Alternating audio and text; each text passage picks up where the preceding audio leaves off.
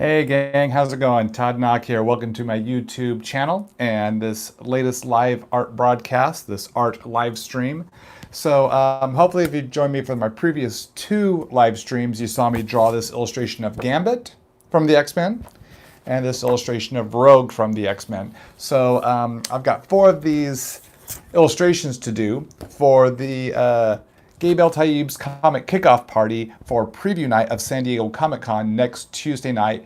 That'd be July 17th at Basic Bar and Pizza for this comic kickoff party, which will benefit the Hero Initiative. So I'm doing an X-Men theme. Y'all know I love the X-Men. Gonna do Cyclops on this one, 90s era Cyclops, just to kind of go along with this theme here. So I've got two more to do, so we're going to do another one right now, and it's Cyclops. So I want to say welcome everyone, so glad you're here. I'll try to answer questions while I draw, and but a lot of the focus will be going into kind of describing what I'm drawing or giving you some tips and how I approach my art that might hopefully help you with your art. So I might not be able to address as many questions, but hopefully if there's time, we can do a Q&A at the end of the show, as I usually often do. So this is going to be a headshot because there's only so much, there's not a lot of space here on the board for me to get a really good half or full figure going. So just doing the headshots here for these next two illustrations, but then we'll have some half figure and full figure stuff to come down the line. So let's flip the camera around and let's get drawing. All right, got to readjust the rig here, gang, as always. Get a little focus there. There we go. Hello, everyone. Welcome. So this is a piece of Strathmore Bristol board with the comic kickoff party logo printed on it. Gabe El-Taib, colorist for DC Comics, sent me these boards. And but yeah, a lot of people ask, what do I draw on? This board is the same as the boards I use, Strathmore Smooth Bristol board. All right, I'm going to use my Pentel Twist Erase 0.5 HB lead pencil, and we're going to just start kind of roughing out the shapes, breaking Cyclops down here. So since this is a headshot, we're going to start with a head, and going to drop that circle in. This is where it all starts for me.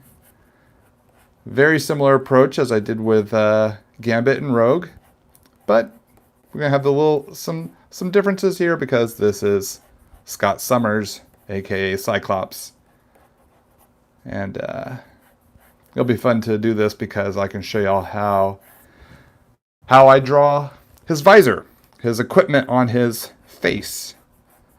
So that's a bit of a different technique for this illustration. So just like getting the basics in, always working in the basics, rough sketch, and then from here we build. More details added bit by bit. But this is just mapping it out, laying down the foundation. Not looking to do finished artwork just yet. This is just to make sure we got everything where it needs to be as we go.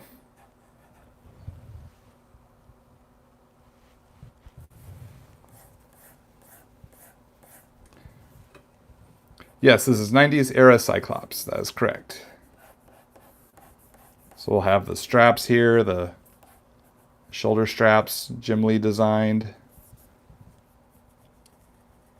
So I'm going to figure out so as I shared with the other videos, when I figure out my head and I get my jaw and chin dropped in there, eye line's halfway from the top of the head to the chin, nose line's halfway from the eye line to the chin, mouth line is halfway from the nose line to the chin. These are just the basic markings for these facial features. Different types of characters, shapes, features of characters can, it can be different. You can have more or less space to set depending on the character. Now, we never see Cyclops' eyes when he has his visor on. I don't ever really see his eyebrows, but I like to draw them in anyway so I know where they are. So that as I continue to draw his visor, it will fit on his face more accurately. So it's more believable. So I'd like just to drop in as many of my guidelines down as possible. This will help me make the decisions I want to make for the finer, tighter detail. It all builds off of this. Got my nose and nostrils going there. Well, his nose and nostrils, I should say. So since I know where the eyebrows are, the ears are the top of the eyebrow down to the nose line, and he'll have his little ear headphone thingies. Hairline tends to be roughly around the halfway between the top of the head, top of the skull, and the eye line. Remember, we always like to draw in the full skull there, so when we add the hair, we know that it's going to cover the top of his head. So it's a fully formed head. I'm going to rough in his hairline. So from here it kind of arcs up a little bit, down the side of the head, over, and then down to the ears. This kind of geometric shapes here. A little furrow of the brow there. And I'm going to start putting his hair in. His hair is kind of parted on the left-hand side, and then kind of flips down.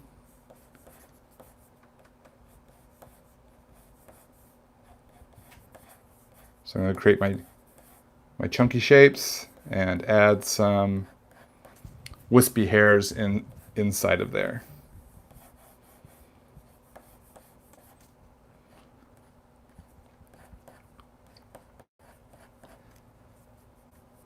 All right, now I need to, probably at this point, I need to figure out where his visor fits. So we're going to put the top part of his visor here over his eyebrows. And we got the viewing part of his visor going right over where his eyeballs are, because that's where he looks through.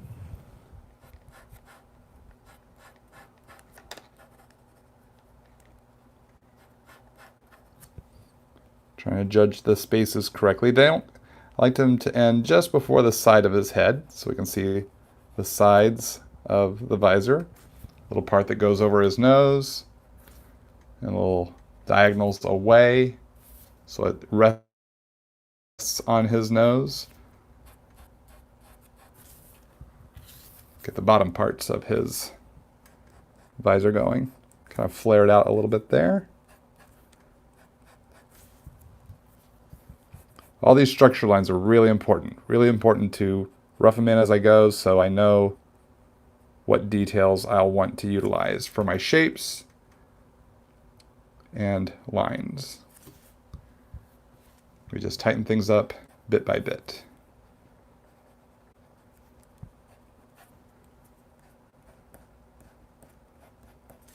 And it's a little shorter on this side of his hair.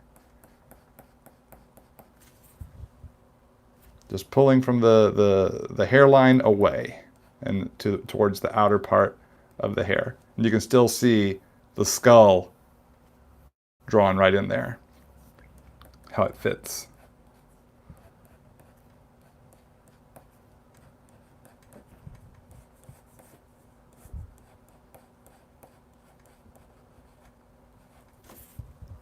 So we got that from the part his bangs kind of flip over that way. Then we see the hair underneath there for the body that are also flipping underneath that wave of hair. I think of them like waves. How does the wave pull around from the inside to the outside? Or the outside to the inside, as long as it's going to the right place, or a believable place at the very least. Have a little strand of hair that hangs down there.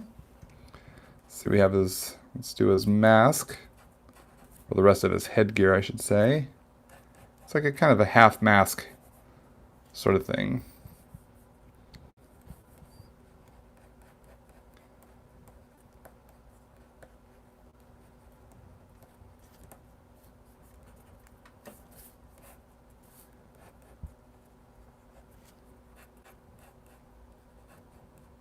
Let's see, so sorry again, really focusing on my shapes here, making sure they fit in the right place.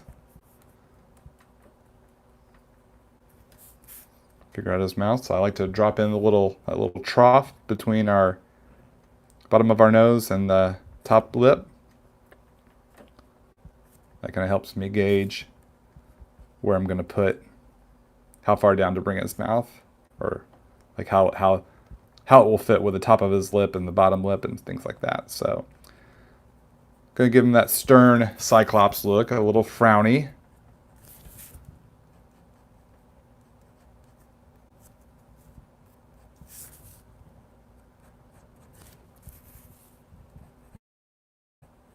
Just double check the chin there.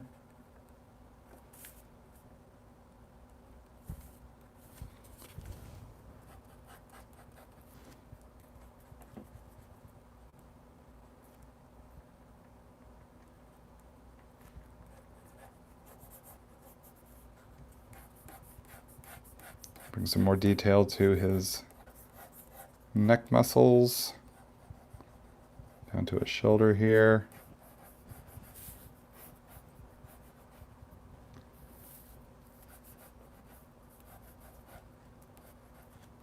We will be taking this to full Copic color.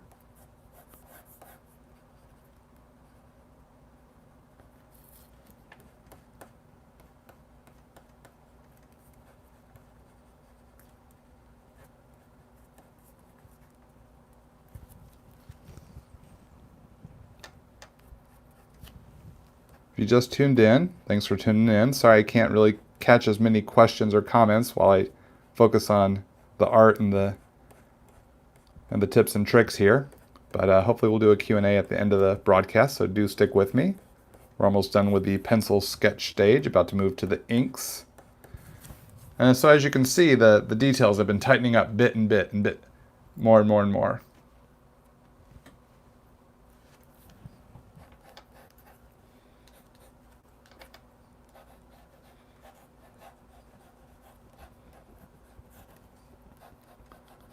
Okay, so let's switch over to the inks now.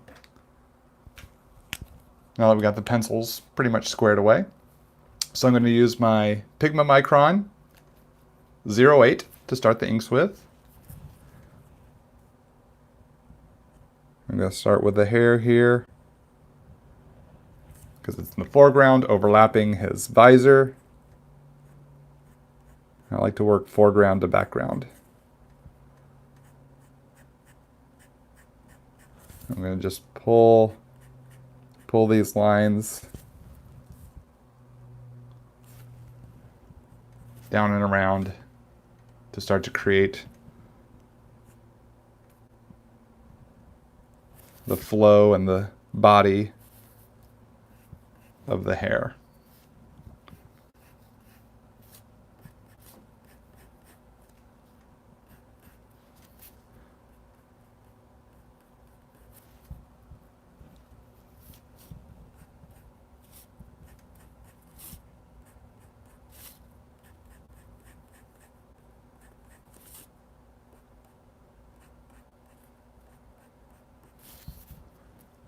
So gonna have a little darker here at the roots, and then it gets a little lighter as we pull away to the outside of his hair.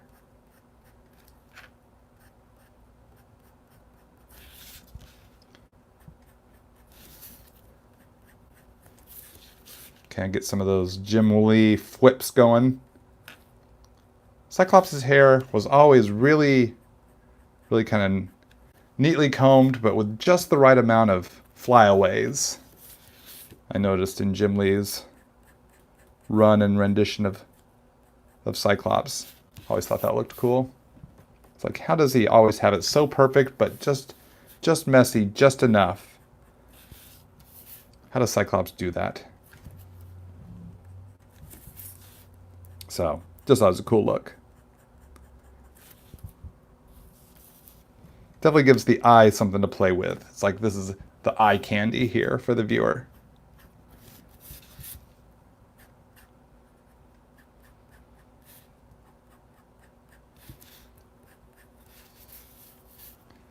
We'll extra little details, little.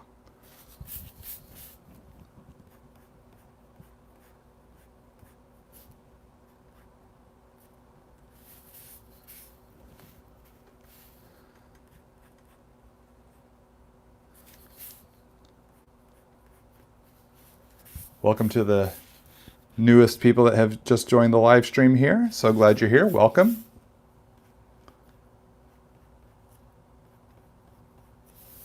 Just sharing some tips and tricks as I work on this illustration for the Comic Kickoff Party charity event on preview night of San Diego Comic-Con. And this info, if you're going to be at San Diego Comic-Con, and you want more info on this party, it is on my website, toddnauck.com.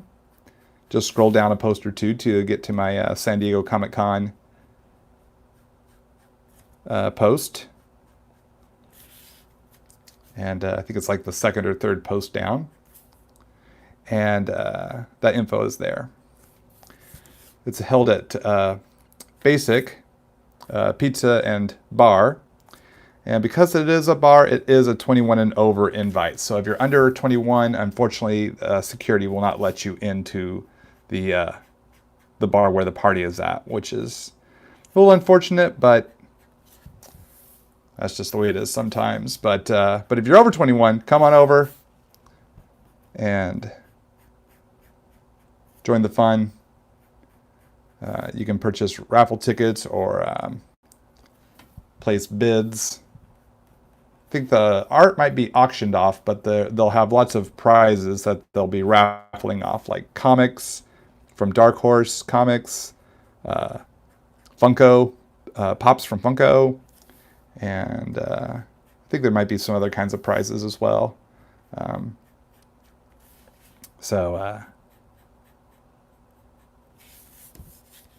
Do come and join us if you're going to be there at preview night of San Diego Comic-Con next week of 2019. So, just pretty much doing the basic inking of what I've laid down for my pencils here.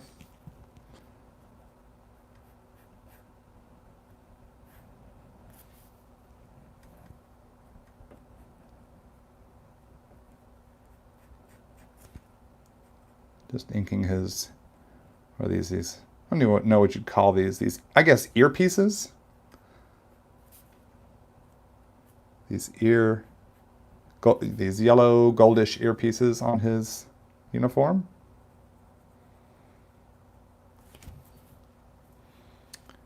Let's see, now for that, finding the best approach to ink his jawline and the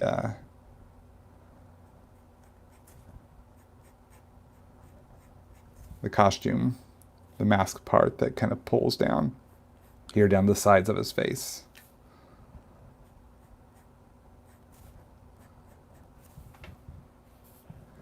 Down the bridge of the nose to the tip of the nose. Going to switch to the 01 right now for some of the facial detail. Let's see, Tombow has a similar product to the brush pens, zebra brush pens, which you found at the Mito stores. Oh, that's great. That's great to know. I'll have to look up that store. Check out those Tombow pens. Thanks for the info.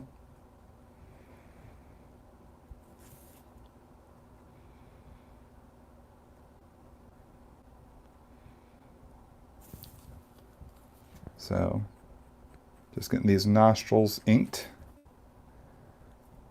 here.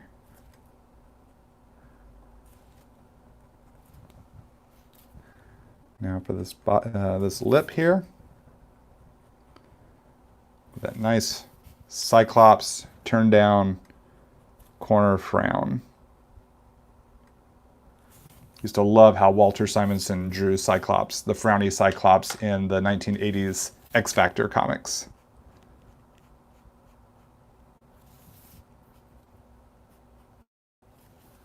Big fan of Walter Simonson's work.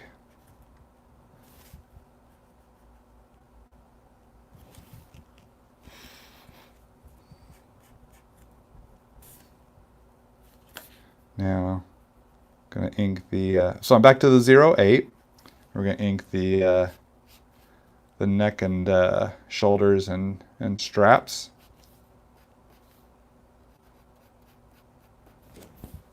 Just like that.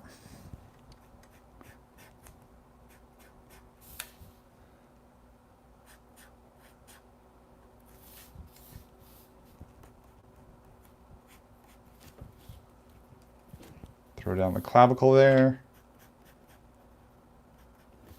Shoulder. Add some detailing to his straps, his shoulder straps.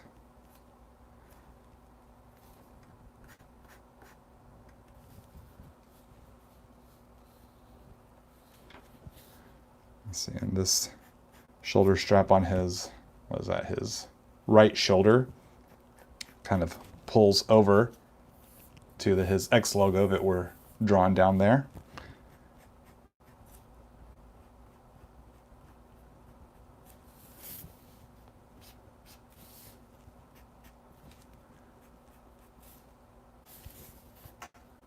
A little bit of a Adam's apple there.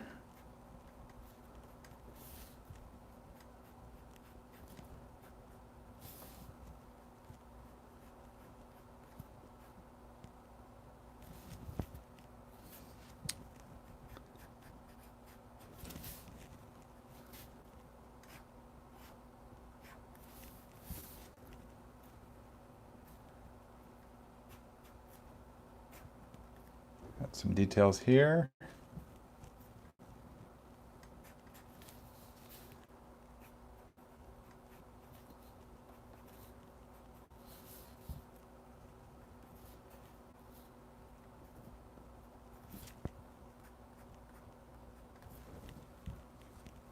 Okay, so now we want to finish his visor here.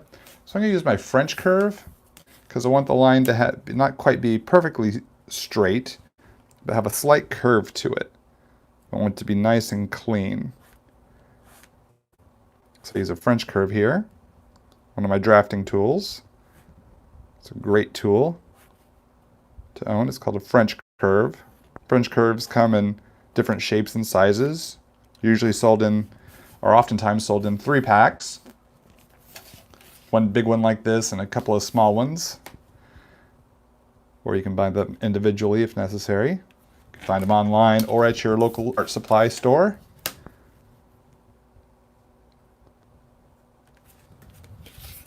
There we go. Looks like it's his visor.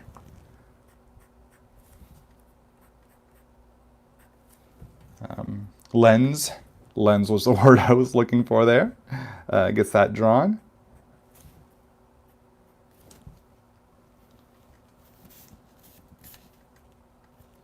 I'm going to keep a lot of this artwork open and really let the details come, some of the details like the metal texture of his visor come in the color stage.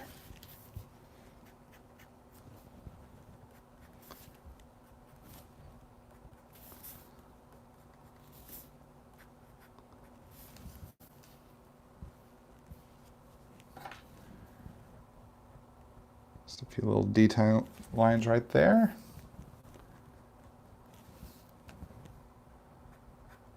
Little furrow of his brow right there.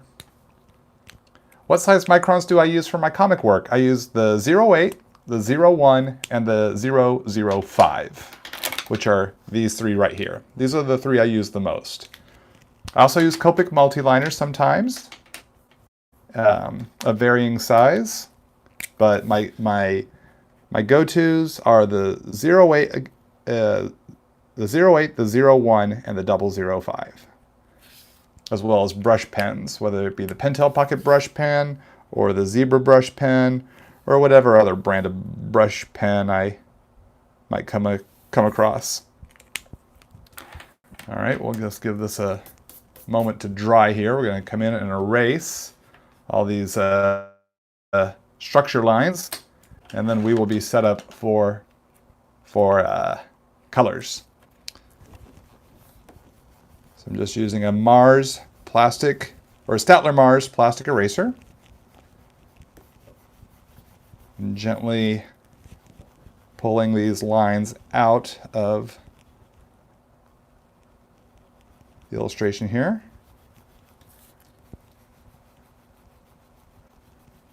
It's always fun to see the face kind of come to life once I start to pull the lines out. Like all those structural lines are gone. I had all these lines for the nose, and then just these few simple lines now convey the nose.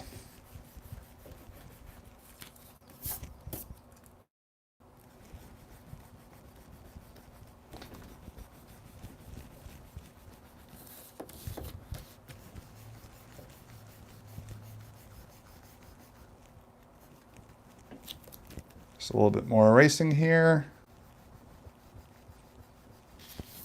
Almost done with the erasing.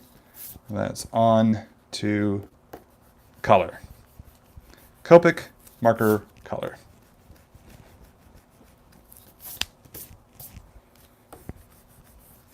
Okay.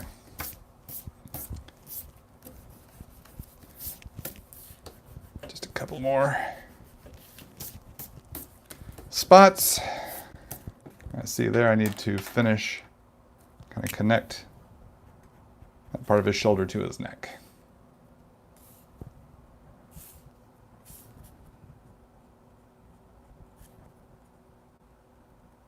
Just adding a few more details there, just for the fun of it.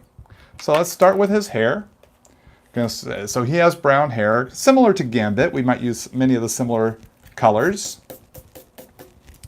that I did with Gambit two broadcasts ago. So we're going to start with the E89 for our darkest shade, which would go underneath that flip of the hair and through the part here from the roots, where it's going to be the darker than at the outside of his hair.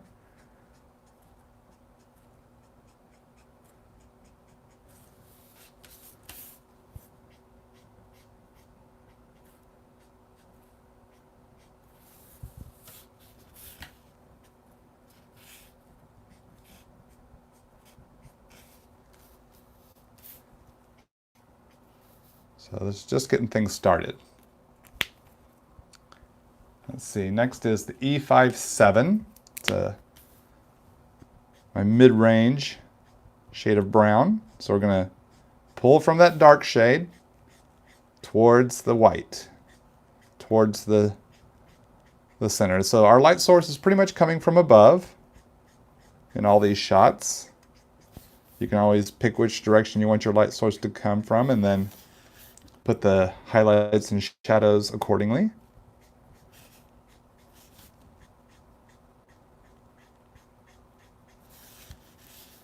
So we're just going to blend these colors together. And as you can see here, I'm creating that ring again, like I did for Rogue and for Gambit. It's that ring of highlight.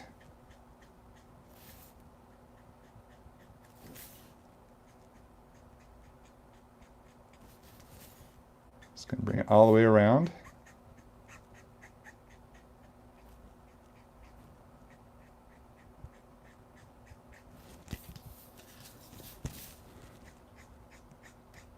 There we go. So up next is the E55. That's pulling from the E57 further towards that, into that white area to have a nice thin little white highlight in his hair, because Cyclops, you know, he takes good care of his hair. Probably uses the same shampoo that Gambit does.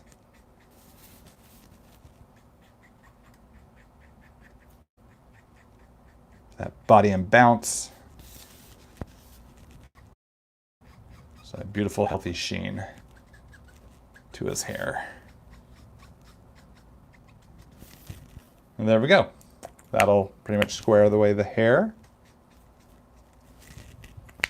for the moment. Next up, let's drop in his skin tones. So I'm going to start with the E00.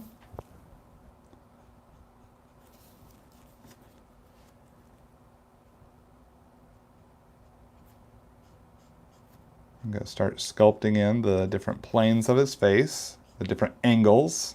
Keep in mind each angle, each shade, like the chin.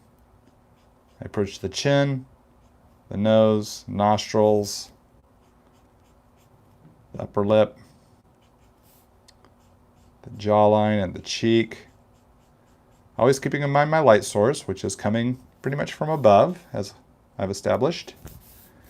Now the forehead.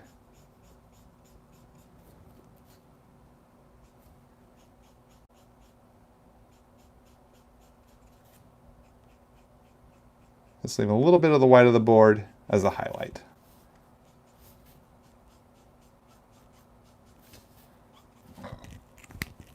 For now. Okay, let's bring in a little E01. Just want to work in some different colors, some darker shades as I sculpt.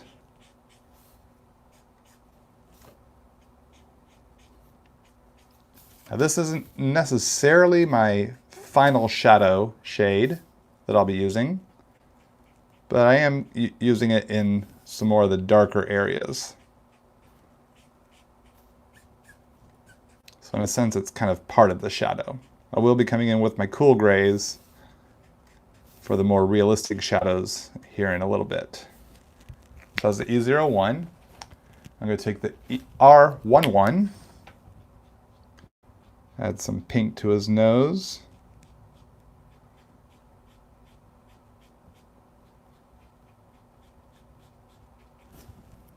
And to his top lip, as well as his bottom lip. Maybe through his cheeks here a little bit in the forehead, a little bit here in the chin.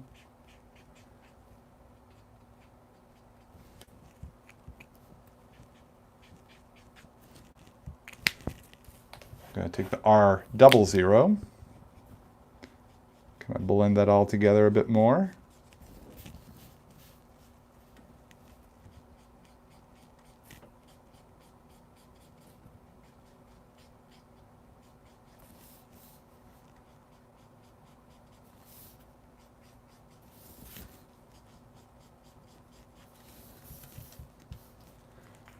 I'm going to finish this off with some E000. This is my lightest shade, and I use it to blend everything together.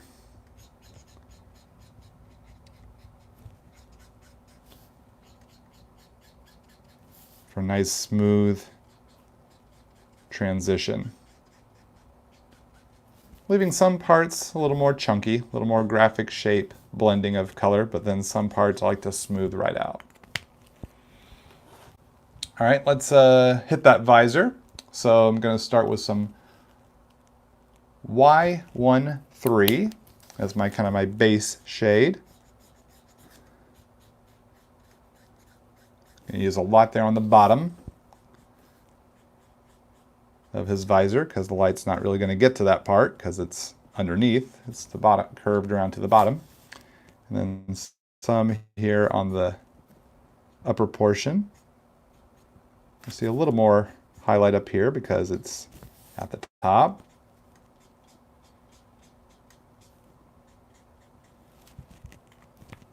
And we'll use the same shade here for his shoulder straps.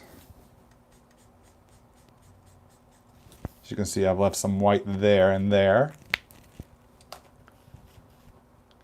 for the highlight. And then let's see, some Y21. It's a little bit of a darker shade.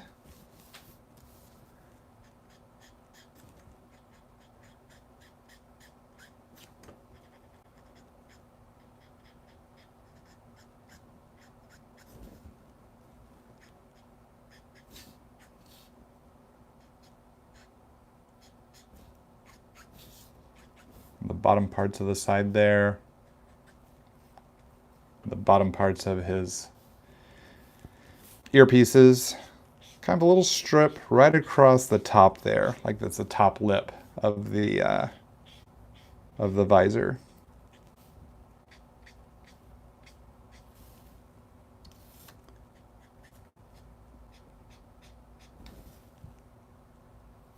just kind of like that. And then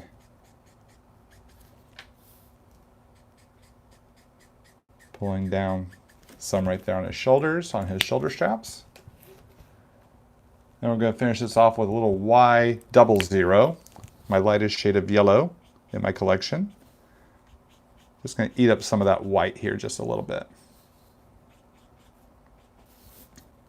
Don't want to eat up too much of the white here on the visor because I want it to look a little more metallic, so I want it to have a brighter highlight. It's really reflecting the light.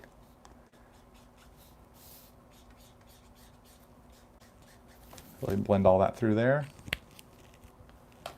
Okay, so let's do the blue part of his costume now.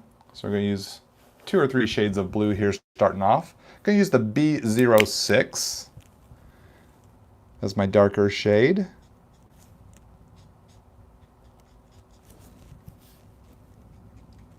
I'm going to start sculpting in color anywhere, in all the places, I should say, where it's harder for the light to get to, like under his chin here, the lower parts of his neck and shoulders.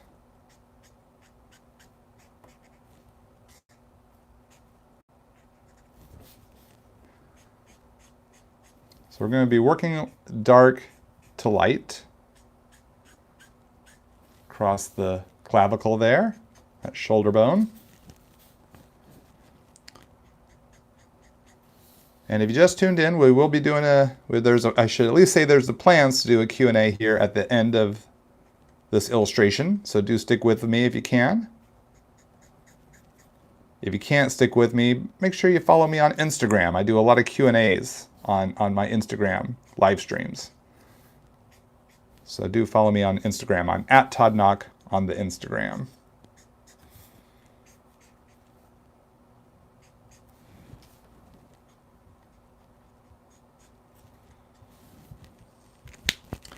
So now I'm going to take this to the B04. And I'm going to blend that B06. Just going to go over that B06 with the B04.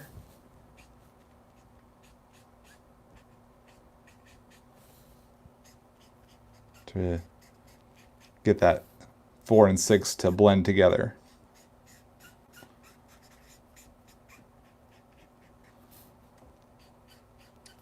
Still leaving some white parts of the costume open for an even lighter shade of blue to finish out with.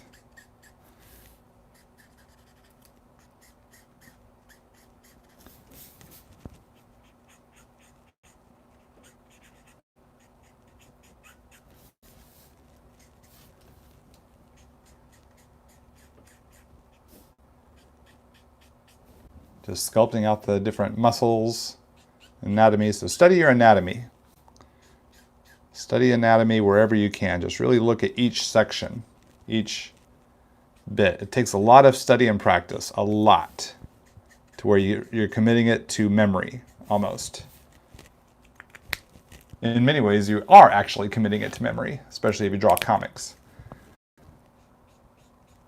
And now some B01 here to blend it all together. I'm not going to leave a lot of the white here on the his costume because I wouldn't see it as being as reflective of a surface.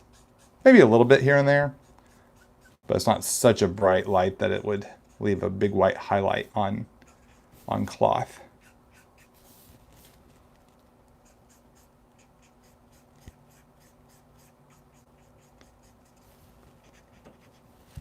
All right, that takes care of the blues of his costume.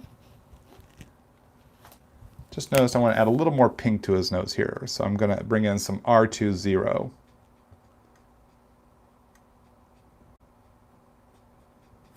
A little more pink to his top and bottom lip there, just a little bit. Not a lot, just a little. Okay, now for the red in his visor. And this is going to be like full-on red. So we're going to use the R27.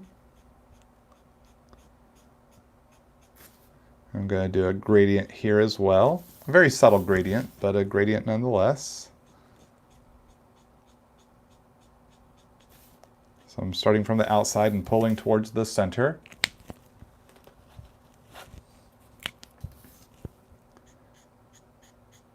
And then the R24.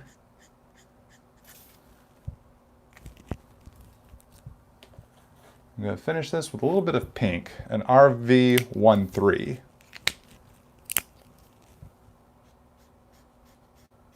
Just for a little bit more of a bright, vibrant center there. All right, so that takes care of the base colors for now. And now to bring in some more realistic shadows. So I'm going to start with the skin, and I'm going to start with a C1, a cool gray number 1. I'm going to go right underneath that flip of hair. A shadow would be cast under there, and already it starts to look a little bit 3D. And that one little flip of hair going over his visor. Just mirror that with a little bit of the gray there, and boom.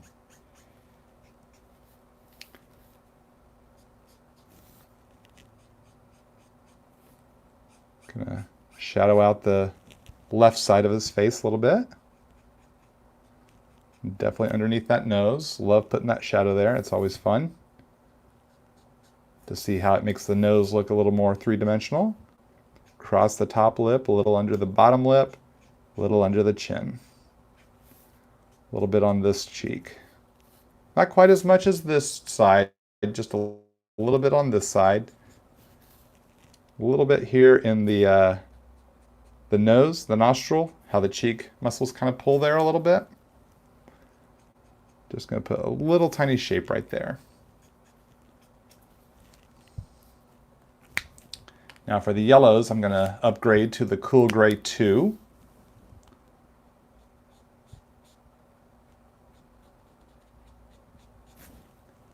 I'm going to start to drop in some grays on the underside here of his visor.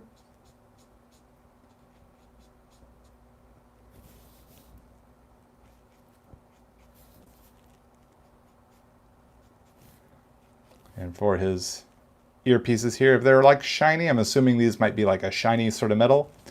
So I have the color, the white, then I have the darker color kind of fading down now, putting a little gray here. Is essentially reflecting the world around him. This is the sky and this is the land, wherever he's at. So it creates this kind of a reflection of the environment around him is the thought process there. Put a little bit of this Cool Gray 2 right there on top of the visor from the hair, and a little bit right there. Maybe a little bit more, a little darker in the deeper part there. A little darker here under his nose. I always like to start light. Start with a Cool Gray 1, then if I want to go darker, I can always make it darker. But I can't make it lighter. So that's why I like to start light and work my way darker as I see fit. Like I'm doing here with his skin tone.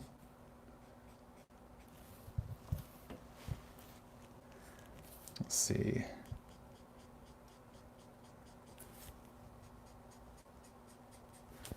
Just pulling some of the gray there. Now for his hair, we're going to come in with some Cool Gray 4. Not going to use a lot of Cool Gray here, but just want to use some.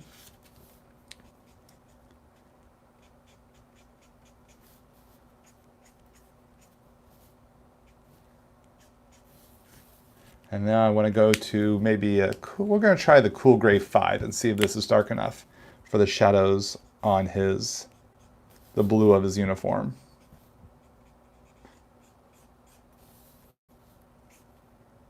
I think this will work.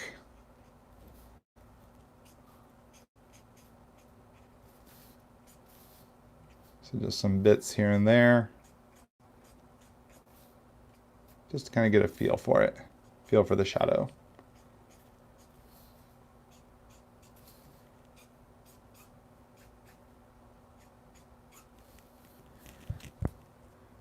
Okay, that's I think all I'm going to need for the shadows there on his uniform.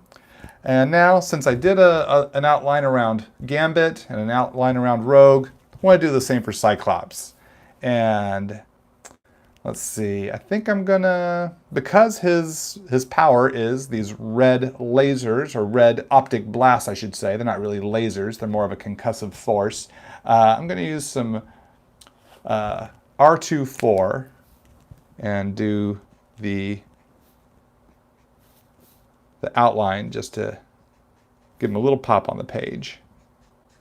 Just kind of gives the eye a little more color to play with.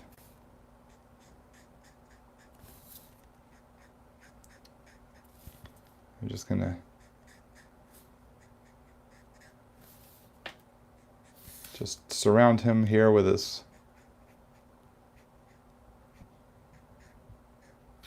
red outline.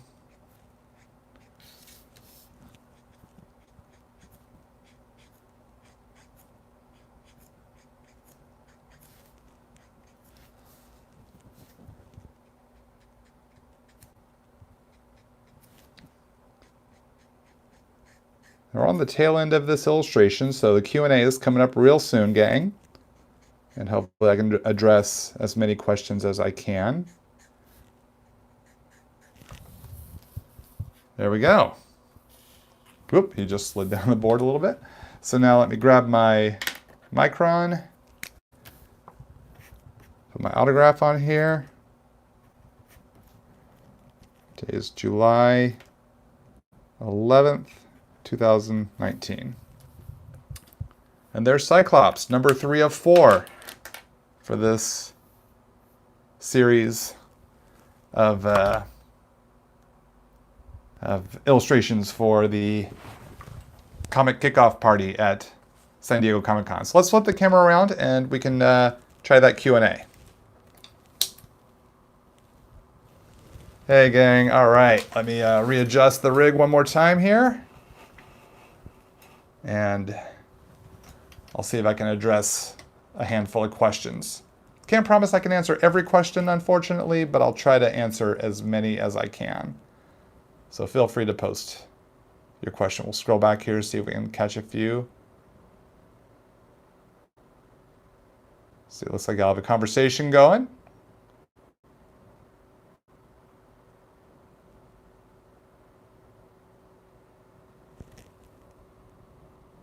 How often do I use oranges and pinks with my reds? Because you see me do it a lot. Oops. You see me do it a lot in my videos. I do it a whole lot, especially the orange. I really like the orange as a highlight to the reds because I think it makes it very vibrant and very powerful and very, very interesting to look at. Sometimes pink, depending on the character, the vibe I want, but orange is my favorite. Let's see. What's my take on Touch 5 alcohol markers?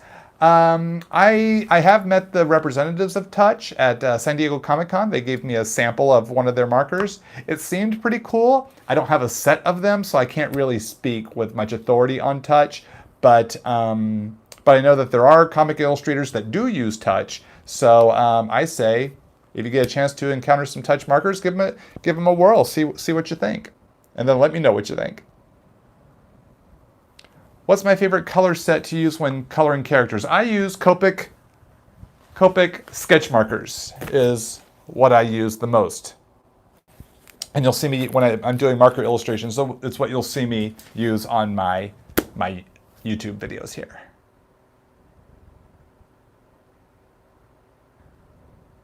Let's see.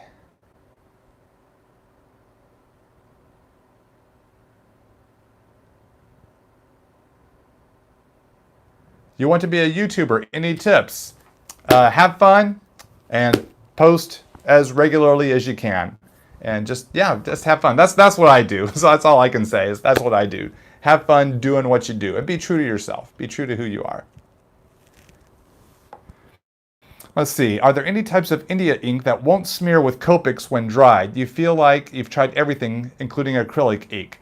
Yeah, I don't use India ink for my illustrations. I use multi-liners, Copic or Pigma Microns. They work well with Copic markers. My Pentel Pocket brush pen, it plays well with Copic markers. and my zebra brush pens play well with Copic markers. And those are the tools I use. So I don't use India ink for those types of illustrations, so I can't speak to that. Unfortunately, I can't help you out with a problem you're encountering there. I am so sorry. Was it easier to study anatomy in live form or references? Good question. Well, I started with live form back when I was younger and at art school. I had live drawing classes. So we had models come in that we would have to draw. And so that's kind of where it started for me. And it's really great to be able to see, work in 3D, or even I'll use myself. Like if I have to draw a hand, I'll just look at my hand and get that right look. And a lot of artists have mirrors by their drafting table to make that facial expression they need to draw. So that's another option. And then yes, working from photography is cool too. So anything really is good. So what's easier? It depends on the artist. It depends on the person. It depends on the way they think and process information. So I say, if you're capable, try both and see what works best for you.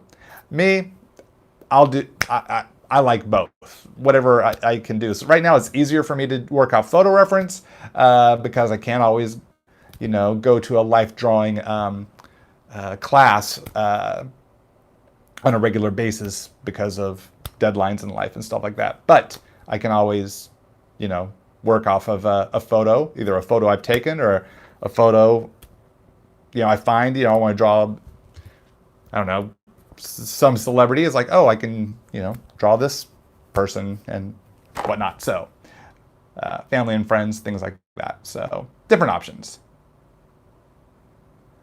How do you know when to start from light to dark or dark to light? I don't. I just wing it. I know I like to do work from dark to light for my hair because I like the way that blends. With my skin tones, I start mid-range, work a little darker, then come in lighter. That's just kind of the habit I got into. It's just the way I feel comfortable and confident in rendering my illustrations. So for me, it all depends on what is it I'm drawing and what effect is the final outcome that I'm looking for as to which approach I choose to do. And a lot of that has come just from experimentation and then just taking note of what was my experience in that experiment and cataloging that and remembering this is the way I like to do that. So it's not rigid, like it always has to be this one way. It always has to be dark to light. That's not, for me, no, I don't think so. Other artists may disagree, that's fine. Me, it's not just one rule, it's whatever gets you to that final goal. That's the thing to keep in mind. How do you get to that final goal? And knowing how to do light to dark to light, that just broadens your arsenal, your art arsenal that you can then pull from as a resource. Let's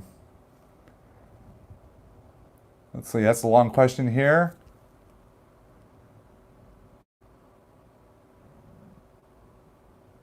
Let's see, how much of my art style trying to depict reality and how much is learned from kind of language you have invented over the years developing your style? I don't know. I could not give you a percentage of how much of it is real life and how much of it is my own art style I've developed. It's a sliding scale all throughout my life because art's a journey. We learn as we go.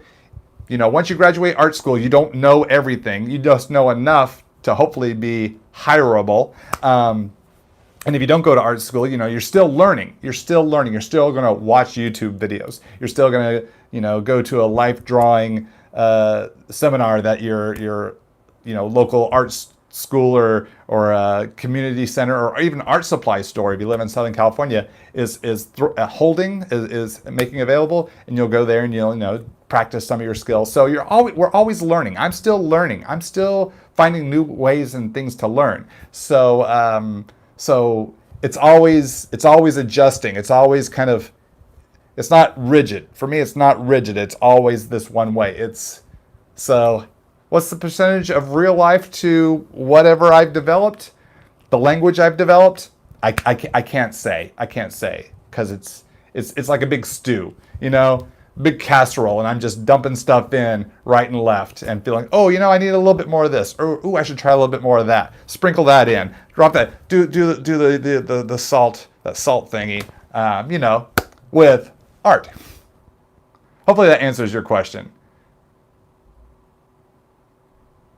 What advice do I give for a person creating their own characters? That's a big question, which is cool, but it's like this. Like again, there's like no one pat answer for me. It's having fun. Like I create my characters based on whatever interests me at the time. Do I want to create a superhero? Do I want to create a robot? Do I want to create a monster? And then just kind of letting that character come to life on the page, getting to know them as I start to think of their backstory, who they are, what they're like, what's their personality, where do they come from, what is their goal.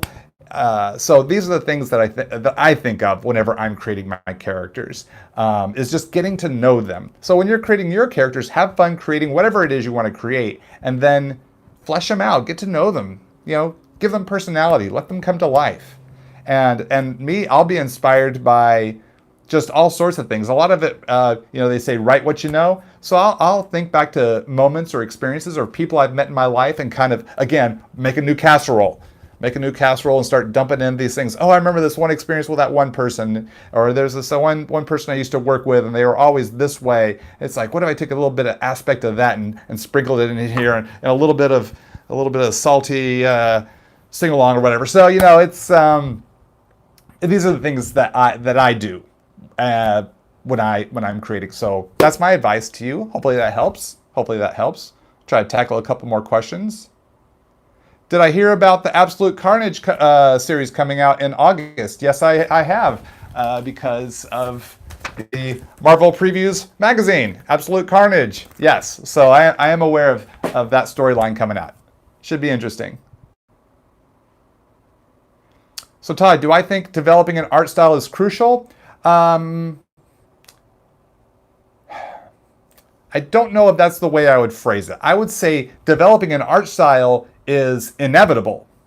It will happen because, as I say, oftentimes we don't necessarily find our art style. Our art style, in many ways, finds us. We could be influenced by our favorite artists. It's like, here comes the new casserole. I want a little Todd McFarlane. I want a little Jim Lee in there. Ooh, some Bernie Wrightson. Ooh, more Bernie Wrightson. Let's dump a lot of that in there. And then, you have all these different favorite artists that have inspired you, you've learned from, have influenced you. But that only goes so far. Those are kind of like the training wheels. And it gets to a point where those kind of come off. And it's okay to have the training wheels. I believe every comic book artist has those training wheels because that's where we start from. Because looking at comic books is our first step in learning how to draw comics. So that's going to be natural. But as artists, we start to diverge. Many of us were influenced by maybe Jack Kirby, maybe John Byrne, maybe Neil Adams, Arthur Adams, or Adam Hughes. But you don't all necessarily stay there. You start to diverge into your own art style, and that just comes by knowing the way you like to make your lines and your shapes and the tips and tricks that you develop for yourself to get the job done to meet the deadline. So the style becomes, in a sense, a shorthand in your illustrating. So is it crucial to develop a style? I wouldn't even use the word crucial. I would say it's going to be inevitable, because if you're putting lines down on paper, you're going to develop a style, because it's like speaking with an accent, wherever you're from. Even no accent is an accent. So to say a person says, I don't have an art style, well, in a sense, that is your art style. There is something there, and we're seeing it and we're recognizing it, and that makes it a style. So I would say, to answer your question, art style is going to be inevitable because you're putting lines down on paper, and that's the fun of it. That's where the rubber meets the road. When will we see another character mashup? I have not done a character mashup challenge in a long time. Hopefully I can do one, hopefully sometime this summer, maybe once we get past San Diego Comic-Con next week. So hopefully maybe sometime in July, maybe August, no guarantees, but I am long overdue to do a character mashup challenge, absolutely. So stay tuned to my Art of Todd Nauck Facebook page, because that's where I have historically announced and done my character mashup challenges, and then I share that video here on my YouTube channel. Let's see. We'll see if they tackle a couple more questions.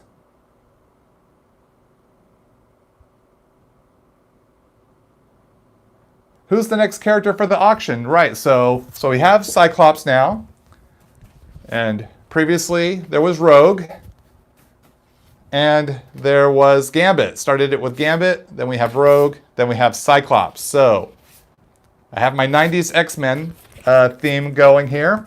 So who's number 4? I guess we will find out on the next live stream.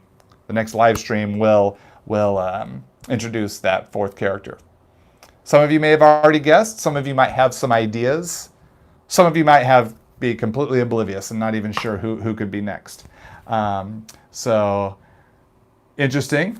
Starting to see some people making their guesses right now. Haha. Very cool. We'll tackle 1 or 2 more questions, then I'll sign off here. So,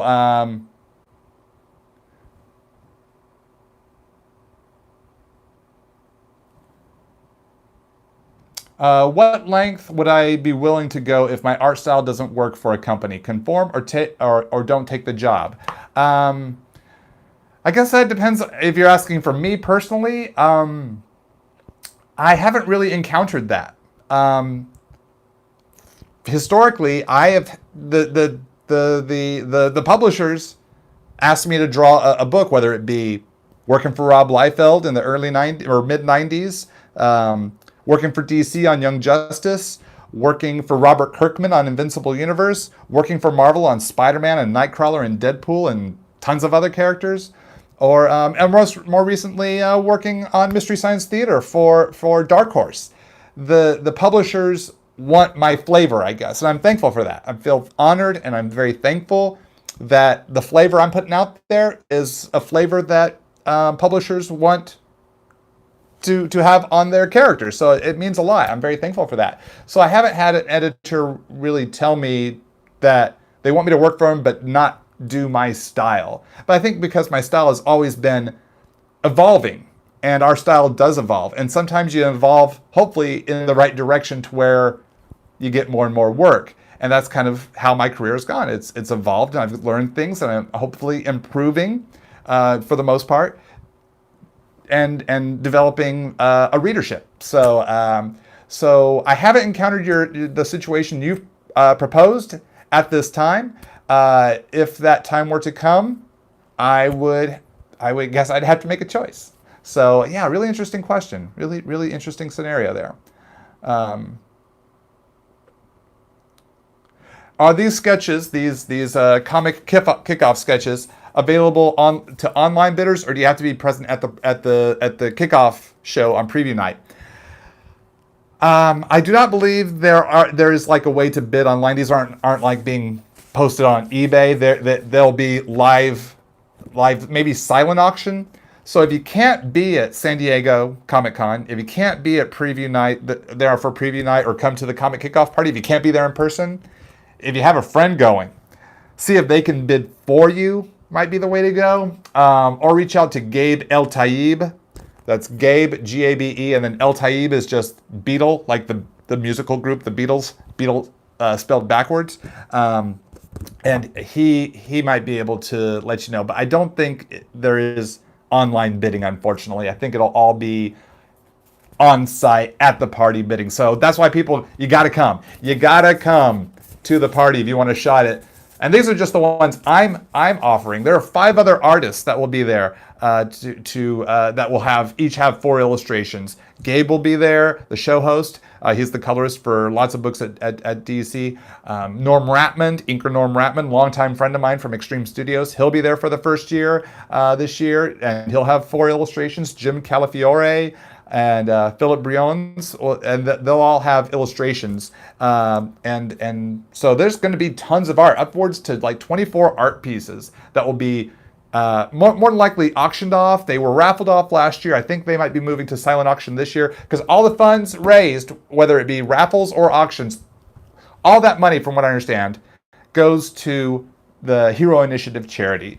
The Hero Initiative here, which is a charity to help out the legendary creators who are in their golden years, might run into some financial difficulties because as a freelance comic book artist, we don't have 401ks.